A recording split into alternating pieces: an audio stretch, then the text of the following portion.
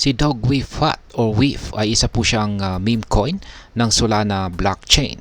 Siya po ay nagkaroon ng biglaang pag-angat sa presyo or price surge kung saan ay halos umabot po siya ng 40% ang kanyang itinaas matapos po ang isang announcement ng Coinbase na magiging available na po ito sa kanilang platform kasama ang kanilang international exchange. Kaya ang listing na ito ay mahalaga dahil nagpapakita ito ng malawak na interest kay WIF or Dogwifat na isang meme coin token kung saan ay nakikitang may potential po ito. Kaya yan po ang siyang ating pag-uusapan sa video na ito. Pero bago po tayo magpatuloy, ay nais ko lamang po munang bigyang linaw ang aking disclaimer kung saan ang nilalaman po ng video na ito ay hindi po ito isang financial advice. For education and information purposes lamang po ang layunin nito. Yan, isa po sa mga pangunahing rason kung bakit malaking bagay ang listing na ito kay Dogwifat ay dahil ang Coinbase ay isang major crypto exchange na kilala at pinagkakatiwalaan sa buong mundo. Sa tuwing naglalagay po ng bagong token or naglilista ng bagong token itong si Coinbase, nagbibigay po ito ng malaking boost sa reputasyon at visibility ng token.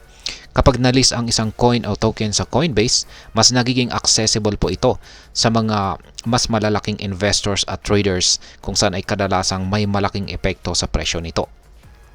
Kaya sa madaling salita ay nagdadala po ito ng mas maraming demand na may potensyal na magpataas ng value ng coin sa market.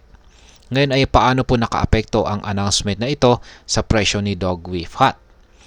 Matapos pong i-announce ang listing ng WIF, umabot po sa 37.24% ang pag-angat ng presyo nito at pumalo po ito sa presyong $4.16. Yan, check na rin po ninyo yung aking technical analysis dito kay Dogwifat. Yan, at napag-usapan po natin dyan kung paano po siya umabot sa ganito kataas na presyo. Ngayon, yung kanyang peak ay umabot po sa 4.594 ayon po sa mga reports. Sa katunayan ay tumaas din ang trading volume ng WIF ng halos 68.22% or nasa halagang $3.19 billion. Isa po itong sinyalis ng napakalaking interest mula sa mga crypto traders at investors. Ipinapakita po nito kung gaano kalaki ang epekto ng announcement ng isang major exchange tulad ni Coinbase sa presyo at volume ng isang coin o token. Halimbawa rin nito ang nangyari kay Pepe na tumaas din ng mahigit 50% sa araw ng kanilang listing announcement. Ngayon ay ano ba ang kahalagahan ng Solana Network sa listing naman ni WIF? Dahil ang Dogwifat ay nasa Solana blockchain, nagbigay po ng paalala ang Coinbase sa mga user na tanging sa Solana Network lamang po dapat ito i-transfer.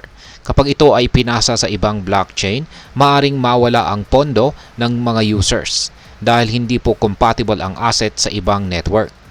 Ang paalalang ito ay mahalaga lalo na sa mga baguhang investors na maaring hindi pa pamilyar sa iba't ibang mga blockchain networks. Ang mga ganitong detalye ay madalas na na-overlook, ngunit malaking impact ito sa seguridad ng pondo ng mga investors. Kaya yan, double check po yung network na ginagamit. Yan, yung tanging supported lamang po ulit ng Coinbase ay yung Solana Network. Wala nang iba. Ngayon ay ano ang epekto ng listing na ito para sa atin na mga Pinoy crypto investors na nag-hold or nag-invest dito kay Dogwifat? Para sa atin ay ang pagtaas po ng presyo ni WIF ay maaring maging isang oportunidad para sa short-term profit. Lalo na kung meron po tayong hawak na WIF bago pa ang announcement. Sa kabilang banda, para po sa mga gustong pumasok sa pag-i-invest ngayon dito kay Dogwifat, malaga po ang maging maingat sa price volatility.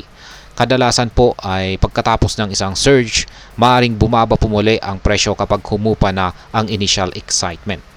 Bukod dito ay nagbibigay rin ng hint o palatandaan ang ganitong mga announcements na maaari pang tumaas ang interest sa mga meme coins at iba pang tokens sa Solana Network.